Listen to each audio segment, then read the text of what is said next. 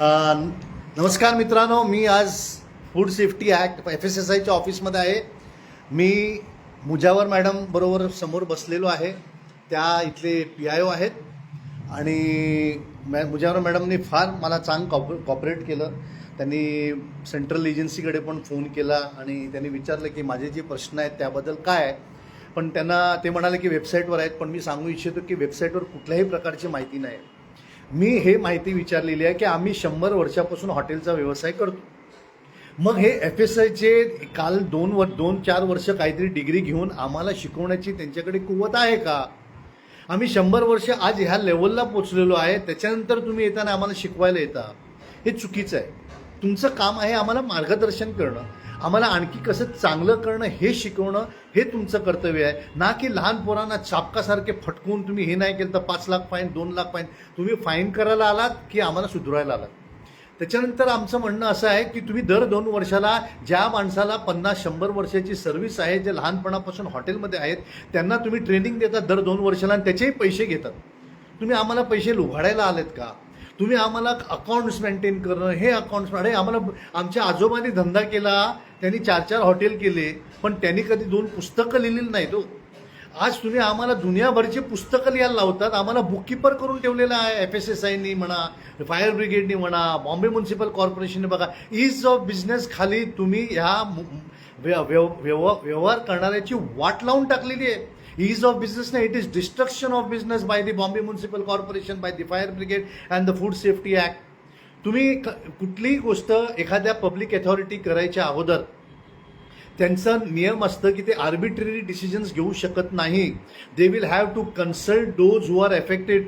They have to study the pros and cons of what are the effects on the public authority as well as the public as well as on the business. तुम्ही कुठलाही काही अभ्यास न करता मी RTI टाकलेला आहे. त्या RTIचं उत्तर 2024 पासून मला मिळालेलं नाही आणि म्हणून मी आज मॅडमकडे भेटायला आलो. मॅडमने मान्य केले की त्यांच्याकडे उत्तर नाही आहे. अतिशय छानपणे मला स्वागत केलं, त्यामुळे मी त्यांचा नमस्कार करतो, आभारी आहे.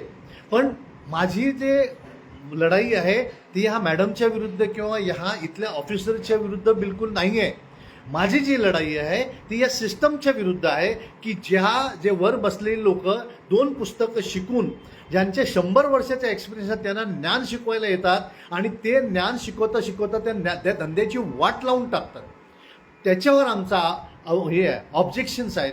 तुम्ही आम्हाला सांगावं की तुम्ही हे फायर ब्रिगेडमधलं असं केलं पाहिजे, तुम्ही टाकीमध्ये असं केलं पाहिजे. तुम्ही आम्हाला बोलवा, आम्हाला समजवा, आमचे क्लासेस घ्या. ठीक आहे, इथे तुम्ही आम्हाला क्लासेस घेताना आमच्याकडनं 4-4 हजार रुपये घेतात आणि ते पण वर्षातून 2 वर्षातून एकदा. हे कुठलं प्रकरण चालू आहे हे याच्याबद्दल मी ठामपणे विरोध करतोय.